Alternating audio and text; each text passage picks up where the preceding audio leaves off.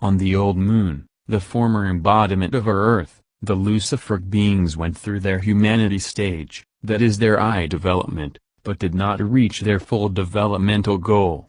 Today they stand on a level of development between man and angel and become seducers of today's man by implanting selfish sensual urges and desires in his astral body. But precisely through this they also prepare the freedom of man. What kind of forces are the Luciferic beings?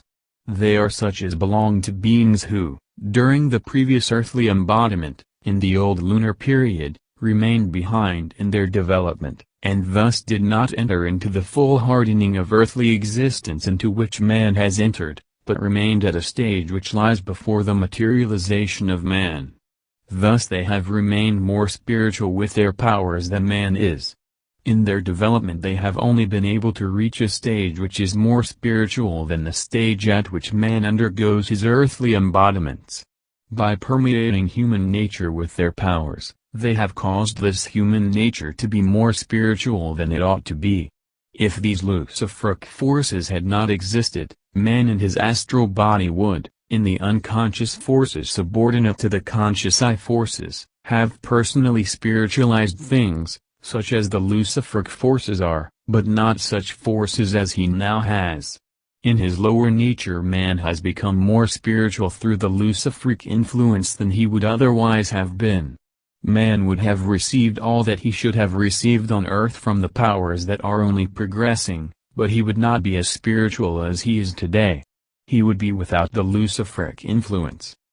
But man would not have anything else either. Without this influence man could not have had freedom, for if this Luciferic influence had not come he would carry out all his actions in such a way that when he had to do this or that he could only have looked to the motives which had come to him in the form of ideas flowing from the spiritual world. Whatever the human being would accomplish on earth, he would accomplish it in such a way that he would look at the idea that underlies it like a picture that shows him what has to happen without him having to form this idea.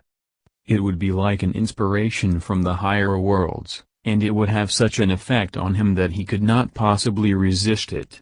He would follow the will of the gods as a matter of course. Lit. GA 150, p. 90f. Elsewhere Rudolf Steiner characterizes Lucifer as a retarded archangel.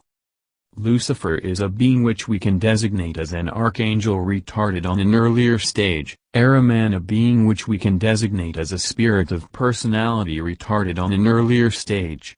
Lit. GA 154, p. 96.